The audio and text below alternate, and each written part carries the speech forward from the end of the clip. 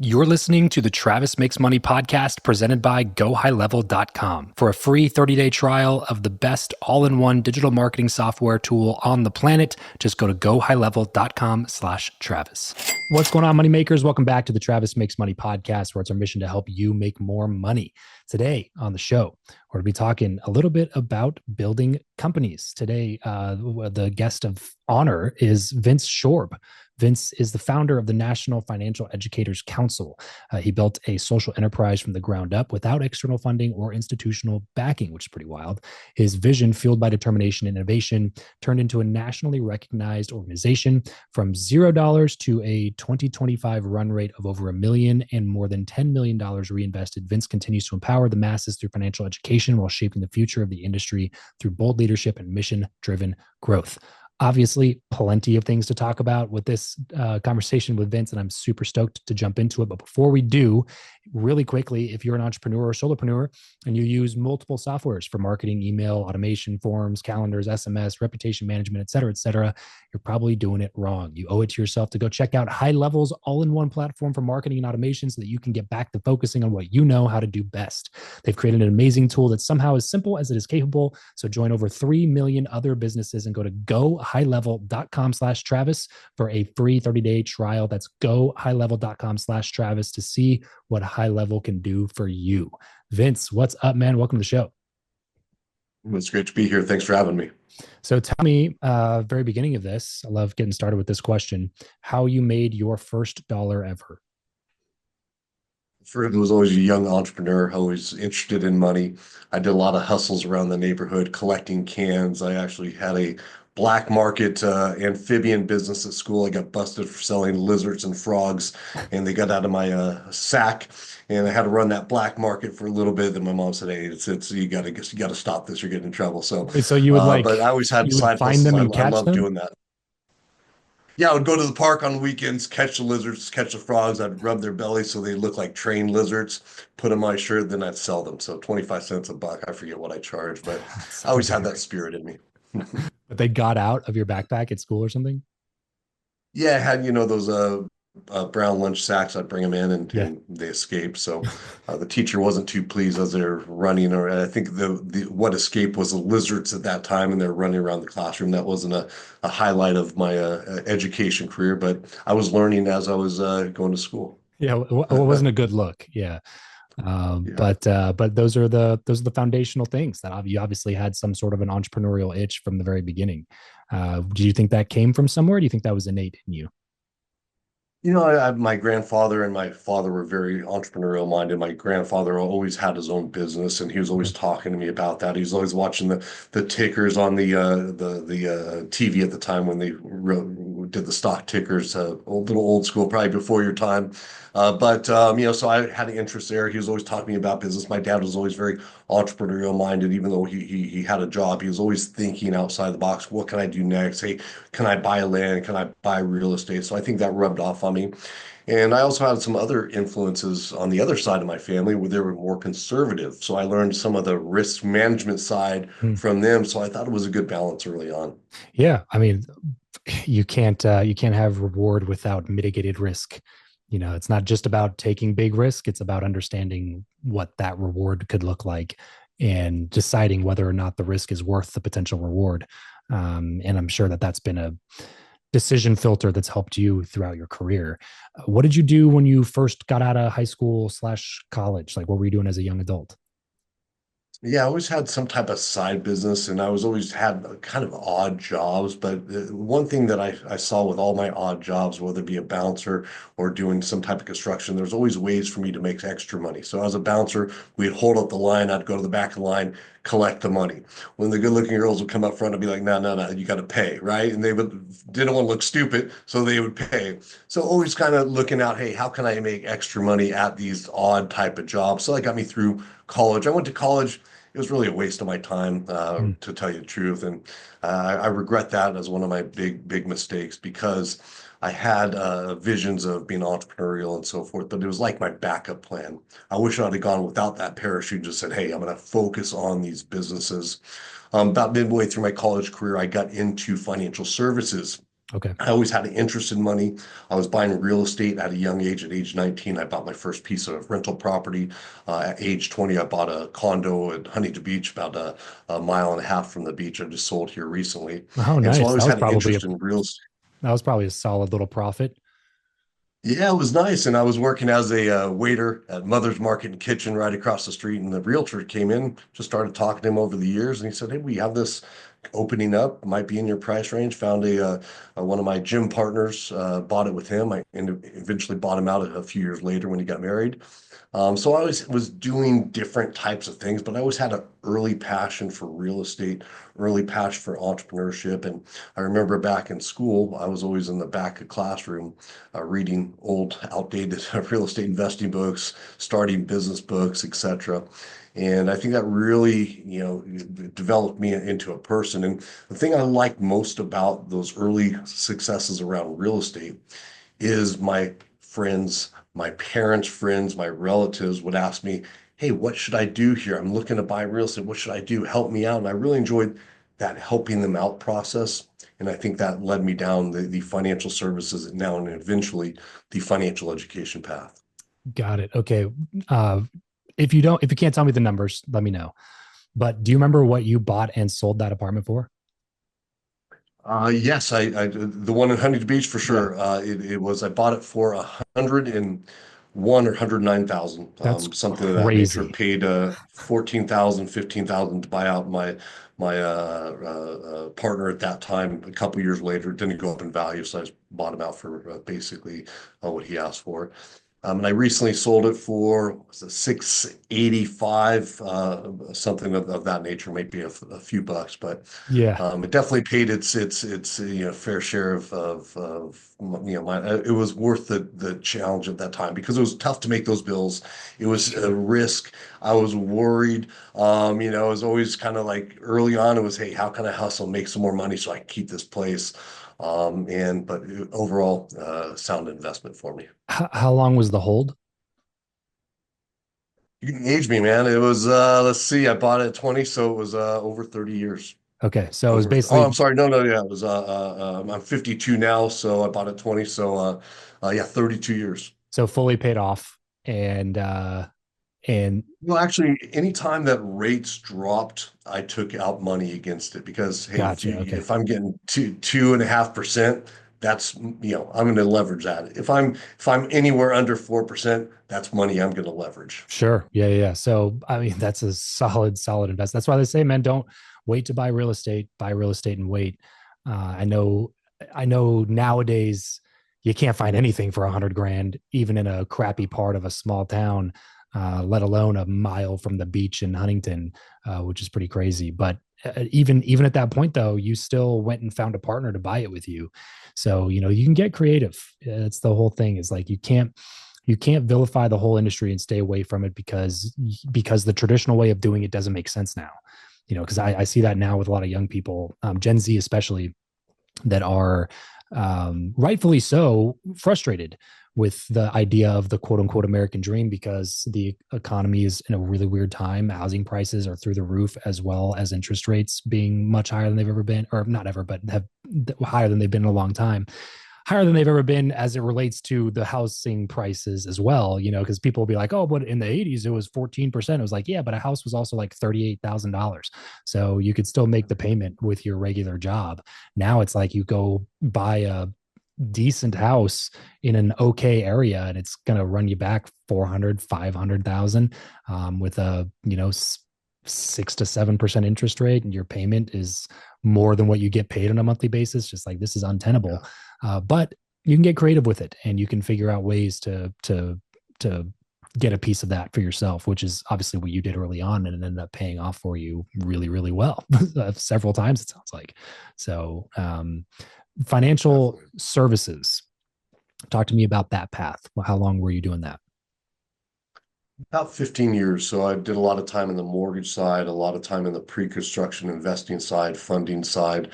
I was in the trading floor as well for a little bit. And, during that time, it really fueled my next initiative, which was the financial education campaign, because the last 7 years in the mortgage space, it was a great run, right? But even during the great economic times, people were calling in completely oblivious on basic things. Like people would buy several homes, refinance several times, they would have no clue on what it took to refinance and qualify. And even during those times, I heard horror stories that really still haunt me to this day. Where I was on the phone with a mother, she was being evicted at that time, right? Talking to a guy that sounded like a big barrel-chested, manly man working at a factory, crying, begging for money because his car broke down, or I forget the exact circumstances, but that wasn't on a monthly basis. That was on a weekly basis, right? And so I transitioned from there, and I really got into that because I love talking to people about money and helping them financially. But I felt like I was putting a band-aid on a lot of people. I'd lower their rate, get them all tightened up in terms of their interest rate, rolling their debt, and 3, 5 months later, they'd say, "Hey, I need another 50 grand." So I felt like I was putting a band-aid on a lot of people as opposed to really solving their issues. And that's what led me to found this organization, the National Financial Educators Council, back in 2006. I really wanted to help people proactively get the knowledge, the skill sets to take advantage of opportunities, but also avoid the pitfalls that a lot of people fall into, myself included, back in the early days, and just live a happier, healthier life. It's so strange how some of the most important things in life are the things that we're not allowed to talk about on a societal level. It's money and finances is definitely one of those things. It's like the other ones, religious or religion or sex or whatever. Like it's like the things that are like the most important to us are for some reason the things that we can't ever talk about, or it's uncouth to or unclassy to talk about money or income or what people are investing in and things. But I am a big proponent of just normalizing that conversation, because how are you supposed to know? We don't get taught it in schools. There's next to no financial literacy for people coming out of any education programs. They don't even know how the interest on their credit card works. They don't even know. I saw somebody the other day saying something about they were talking to their kid about the credit card, and their kid was curious about what they meant by pay the credit card, because they were like, I already paid for the thing, and they're like, yeah, but you have to pay the credit card off. I didn't even realize that this wasn't paid for. It was borrowed money. And it was like, no wonder, 78 or whatever percent of Americans live paycheck to paycheck. No wonder credit card debt is at an all-time high and student loan debt is an all-time high. It's like nobody's getting taught these things. Like you can't position yourself to win if you don't even know the rules of the game, and you're shooting yourself in the foot to see if you can walk. It's like you have to start with awareness first of all. And what brings about awareness is conversation, having conversations with people about their money, what they look to do with their money, how they invest their money, how they spend their money. You know what I mean? It's got to be more normalized, or the problem that's probably only going to get worse. I can't help but look at all these videos and pictures of kids at Coachella, and just it just pains me. And look, I know when you're young, you want to have experiences and you don't want to, push off having fun your entire life, but you also can do it in a much smarter way. And if it is true that that many people are living paycheck to paycheck, if you're 18 to 30, it's probably even a higher percentage than that. Yet Coachella never has a down year in in attendance. True. It's like people spending thousands of dollars to go to a music festival for several days, and then come back in more debt than they left with, and then go back to their minimum wage job where they're never going to get out of that debt, and that it's going to cripple them for the next decade of their life unless they file bankruptcy, which also would cripple them for a while after that. So it's a mess, man. And so I appreciate you for founding the organization and being willing to talk about this stuff, because that's really like it's the first step. I agree. You're speaking my language. I find it so frustrating that in schools we spend 12 years. If you go kindergarten through 12th grade, 12 years in Well, school, 13. 13 years, Yeah. and you have no idea how to make money.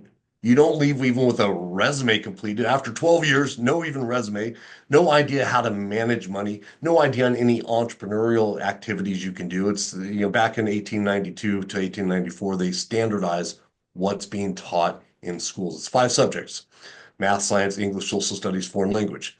130 years later, after technology, AI, craziness out there in the financial markets, they still teach the same damn subjects. Yeah. And kids are graduating without basic foundation knowledge. If we go back into the tribal days, right? And what did you teach your kids?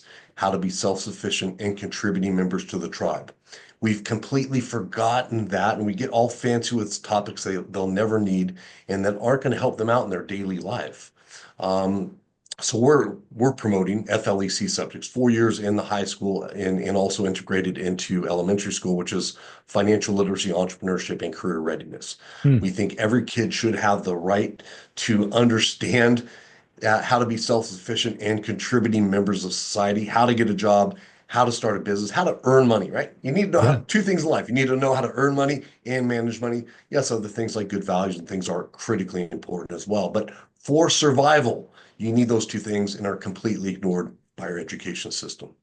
Yeah. What are some of the, I guess, core subjects or material that you cover inside of those types of courses? Well, younger kids, it's mainly helping them shape positive behavior. So elementary school, getting the basics, right? With teenagers, it's all about preparing for life events. It's pretty simple. There's a few things you need to do, right? Know how to get a job, know how to live independently. So how do you pay your bills? Know how to just solve the transportation challenge, right? That's how are you going to get around? Consider where you're going to be investing into your skill sets. Is it college? Is it something else? Are you going to get a job and be a apprentice or something to learn that way? So how are you going to set up your account, structure that, a calendar for your finances? Just basic. There's about 12 basic things that kids need to know before they move out on their own. And we can teach them in a safe and secure environment. And I think it's important parents realize schools aren't teaching this. There's some states that mandate financial literacy, but it's a joke. It's not even, I call it financial information. It's not financial education. It's throwing random stuff out there. And so I think parents, it's important for them to understand you need to ensure your kids have the basic skill sets, or you're going to be living with them when they're 30, 40 years old, because they're not going to be gaining these skill sets anywhere else. And I think it's a real shame because today we have access to information. I'd much rather see somebody watch your show for 2 semesters, right? Which they have to take 2 semesters of literature in high school, 2 semesters, or I'm sorry, 4 semesters of foreign language. I'd much rather have them watch your show for 4 semesters, Yeah. rather than learn a foreign language that will never benefit them ever in their life. I did a video recently where I put one of those translating earpieces in, had a normal conversation with our community relations director. She's from Brazil. Had a normal conversation with her, a little lag time, but it's so outdated. So what we're trying to do is advance topics that are meaningful for today's people. And I think this will help to spawn the next, round of entrepreneurs, people that are supportive of their community and contributing to that in a meaningful way. That last piece right there, you nailed it. Supportive, contributing member of their community, where the sense of entitlement is gone. If you don't, if you that's why I think the entrepreneurship thing is important to teach people, even who have no desire to become an entrepreneur, because every single working person in the United States is a product of entrepreneurship. You either started a Very true. business or you work for one. That's it. That's the two ways to make money. You start a business or you work for a business. Like that, like that's the only way to do it. If you're a solopreneur, you started your own business. If you're a freelancer, you're working for businesses. Like it does not matter if you're making income, it comes from the selling of goods, products, services to customers or clients, period. And this sense of entitlement where, I heard Scott Galloway say it this way. He said, nobody owes you your dream life, or life doesn't owe you your dreams, or something like that. And I think that there's a lot of kids that are coming up that think that that's the case. So when they Yeah. see that it's a tough economic environment, or they see that it's difficult to buy a home, or they see that's there that college debt is becoming significantly more expensive, and your starting salary at a job outside of college is not increasing at all with the rate of the increase of the cost of the debt for college, they see those types of things, and then it kind of breaks their spirit, because to their credit, it's a bummer. Like, it is not good that those things are that way for this generation. It's the first time in the history of the United States where 30-year-olds are doing worse off than their parents were economically.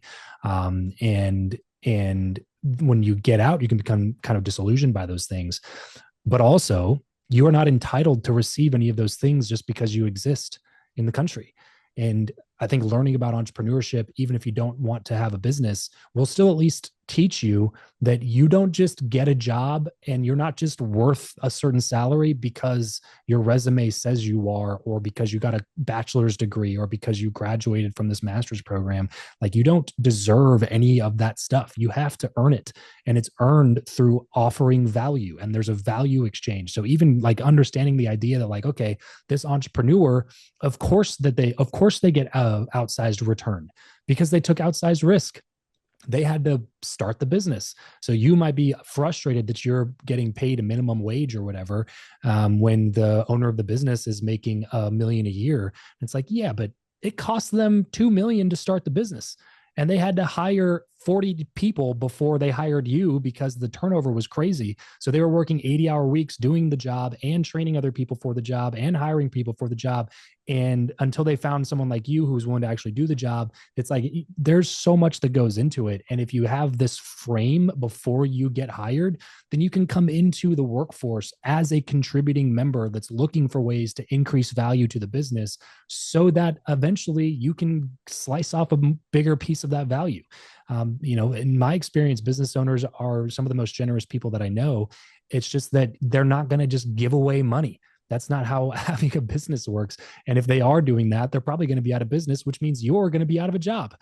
So it's like, it's not how it works. You have to, if you have some sort of an understanding or some sort of empathy for the business owner, which is completely gone anymore, then it will make you a better employee. It'll make you appreciate the opportunity. It'll make you increase your level of awareness. It will help you with your work ethic. It will help you be a better servant to the business. And all of those things are an increase in value to the business owner, who can then compensate you appropriately with more of a share of the profit of the business. But if you come into it with this entitled mentality of like, I deserve this much, it's like, well, you're going to have a tough time, first of all, landing a job. But then after you land the job, you're going to have a tough time keeping that job, because you're going to do the minimal amount of work required. And you're not going to be the person that gets the promotions. You're not going to be the person that gets the raises. And then you're going to complain and whine about that and how the world is against you and you're a victim and all these other things. And it's like, that's not a productive mindset moving forward. You have to adjust some of these things, but to their credit, they weren't taught any of that. So it can be really disillusioning to come out of that environment and not be met with the expectations that you have. So I can understand it, but that's why I love organizations like yours who are coming in and trying to do something about this, because it is a massive problem and it will continue to get worse if we don't. Very true. The value proposition is something we know as entrepreneurs, right? We're always thinking, hey, what's the value we're giving to clients, end users? And employees often don't understand that. I think a basic lessons like that around, hey, how do you be a true value to an organization? That's just going to really help some people propel, even if they don't want to go that entrepreneurial route, as you said. How do they be a great employee for a company and grow within that? A great point there. Vince, where can people go to learn more about the National Financial Educators Council? A few places. We have a website, financialeducatorscouncil.org. They connect with me on LinkedIn, Vince Shorb, or YouTube. We do a lot of videos and advocacy pieces as well.